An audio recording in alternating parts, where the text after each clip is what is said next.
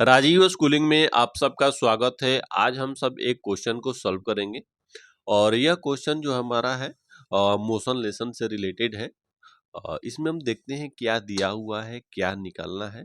इसके चलिए पढ़ते हैं। पहले लिखा हुआ है इसमें कि एक एथलीट वृत्तीय पथ पर जिसका व्यास 200 मीटर है, कोई एथलीट है यानी धावक है जो वृत्ताकार पथ पर गति करता है और उसका जिस वृत्ताकार पथ पर गति करता है उसका व्यास दिया है 200 मीटर का, उसका व्यास है का एक चक्कर 40 सेकंड में लगा लेता है। माने वृत्ताकार पथ का जो है क्या करता है 40 सेकंड में चक्कर लगाता है। कोई एथलीट है जो वृत्ताकार पथ पर गति करता है और उस पथ पे 40 सेकंड में एक चक्कर पूरा कंप्लीट करता है। 2 मिनट 20 सेकंड के बाद 2 मिनट 20 सेकंड के बाद मतलब कि 2 मिनट प्लस 20 सेकंड ले रहा है के बाद वो कितनी दूरी तय करा, क्या निकालना है, दूरी निकालना है कि कितना दूरी तय किया और उसका विस्थापन ज्ञात करना है कि एथलीट जो है वो 2 मिनट 20 सेकंड में कितना दूरी तय किया और उस किस विस्थापन पर स्थित है। एथलीट क्या कर रहा है, वृत्ताकार पथ पर गति करता है। पथ कैसा है, वृत्ताकार है। हम वृत्त बनाते हैं पहले।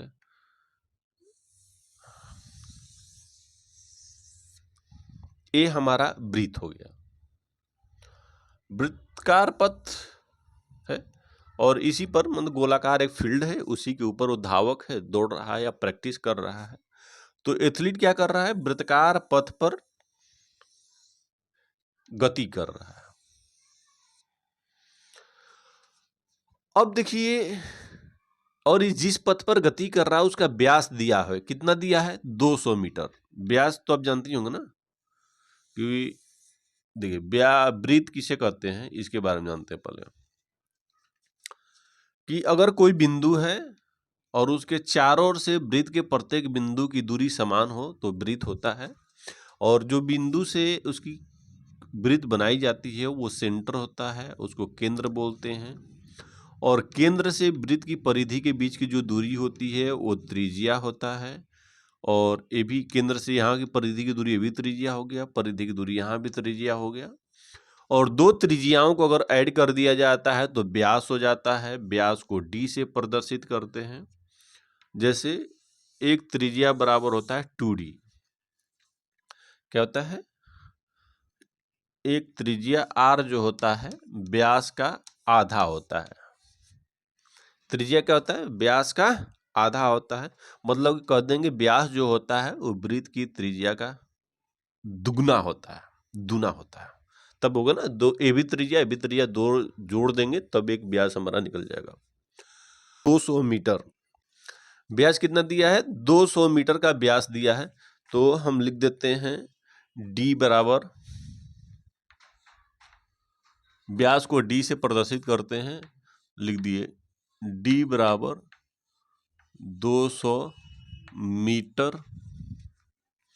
तो त्रिज्या क्या हो जाएगा, आधा होता है व्यास का, यानी r बराबर होता है d/2, यानी r बराबर हो जाएगा 200 के बट्टा भाग दे देंगे 2 से तो 100 मीटर हो जाएगा।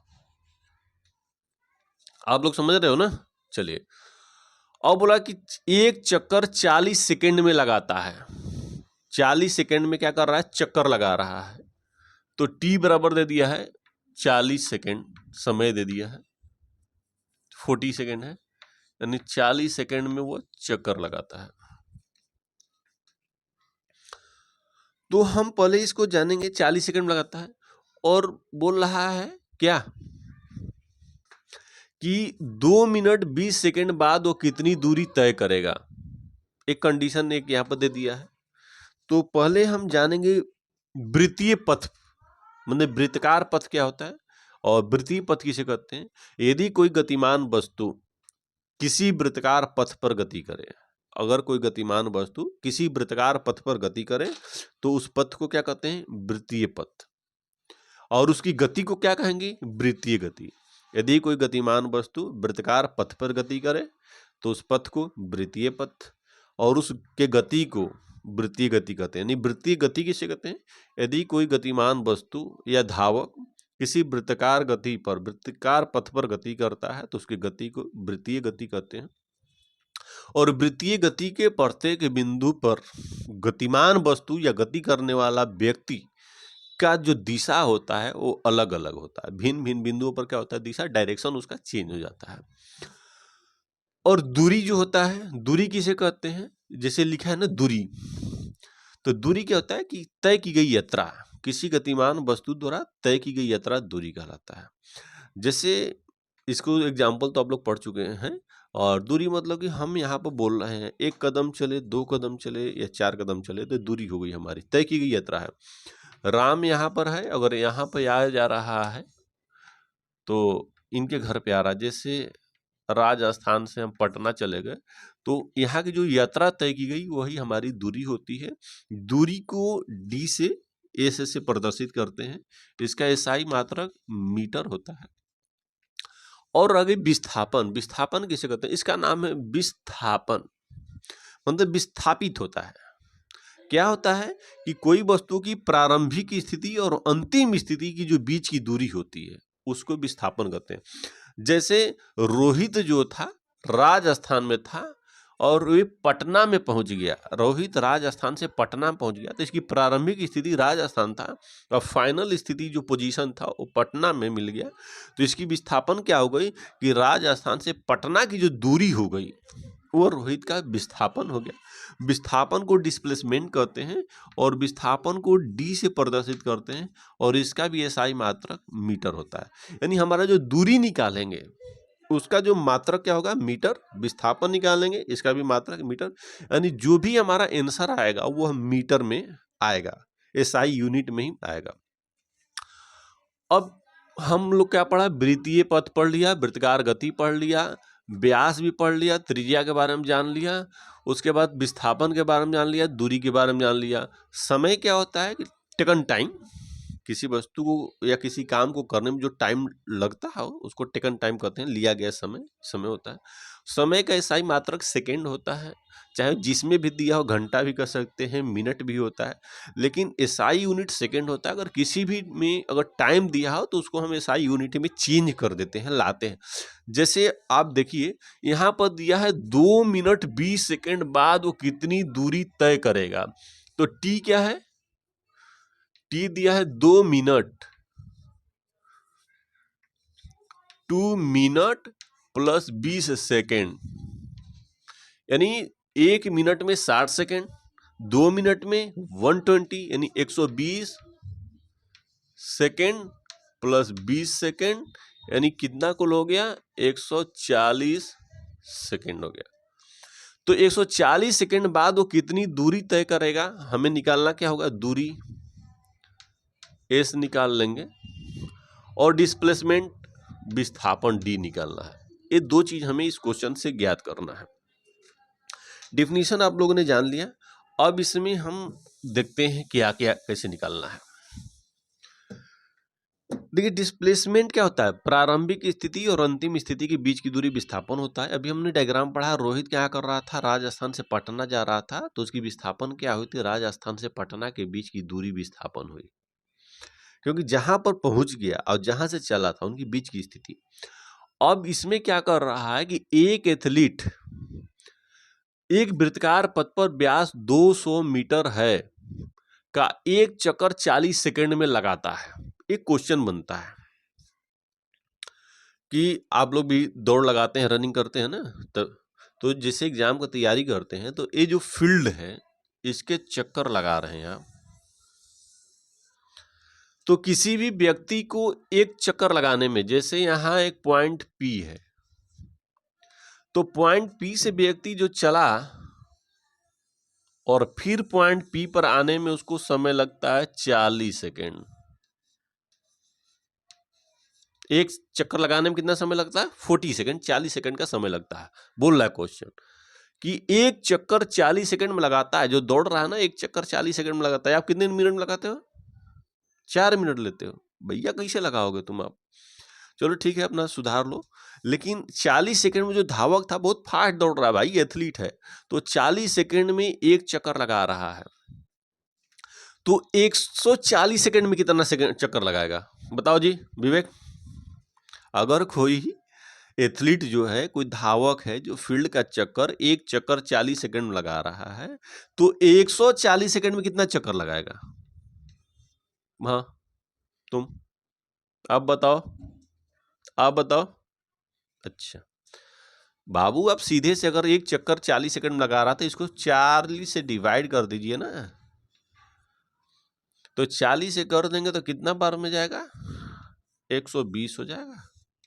नहीं समझ में आ रहा था, इसको कर दीजिए, ए 2 हो गया, ए हो गया, माने 3 चक्कर लगाएगा क्लियरली, फिर 20 सेकंड और उसका बच जाएगा। मतलब 40 सेकंड में एक चक्कर लगा रहा है तो 20 सेकंड में आधा चक्कर लगाएगा ना, यानी बिंदु यहां से बी से चला है तो उसके सामने यहाँ पे आ जाएगा, तो वही व्यास हो जाएगा उसका, यही होगा ना, क्योंकि आधे लगा रहा ना, 40 में तो एक चक्कर लगा रहा है, तो 40 सेकंड में एक चक्कर लगा रहा तो 20 सेकंड में कितना लगाएगा? आधा चक्कर लगाएगा भैया, फील्ड के पूरा चक्कर जाएगा नहीं, जहां से चला उसके सामने पहुंचा रहेगा, तब तक समय खत्म। तो उसको चक्कर 120 सेकंड में लगाना है। तो अब देखिए क्या है कि वैसे नहीं समझ में आ रहा है, तो एक सिंपल चीज है, 40 सेकंड में एक चक्कर, 80 सेकंड में 2 चक्कर, 120 सेकंड में 3 चक्कर, फिर 20 बच गया, तो मान लिया आधा चक्कर ये भी लगा गया, तो वो आधा चक्कर लगा लिया, मतलब कि पी पर खड़ा है, उसके जस्ट सामने खड़ा है, तो उसकी विस्थापन क्या हो गई?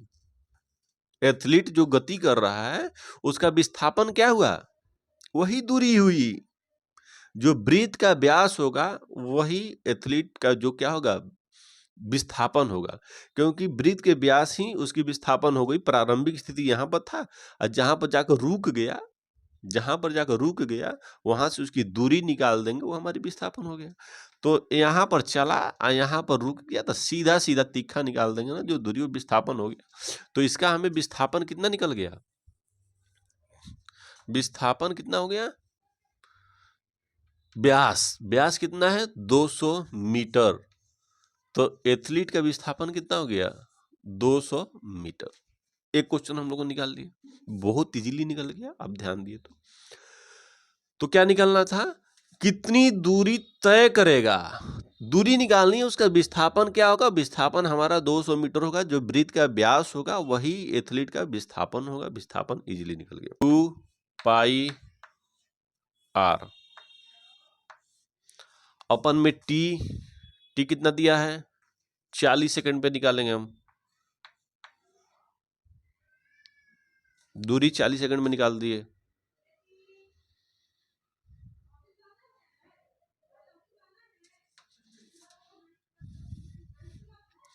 तो v पर हो जाएगा 2 इंटू पाई का मान 22 अपन में 7, आर का मान है 100, आई ए दिया है 40 का 40 इंटू 40। अब 0 से 0 कट जाएगा, 2 से काट देंगे, 2 बार में हो गया। अब 2 से 1 कट जाएगा, 11 अपन हो जाएगा, तो v बराबर 11 मैंने 110 अपन में 7 मीटर प्रति सेकंड। एक चाल निकल गया हमारा ये चाल क्या हो जाएगा? 110 मीटर प्रति सेकंड हो गया। अब दूरी बराबर क्या होता है? दूरी बराबर होता है चाल गुणे समय, तो दूरी एस, चाल कितना है?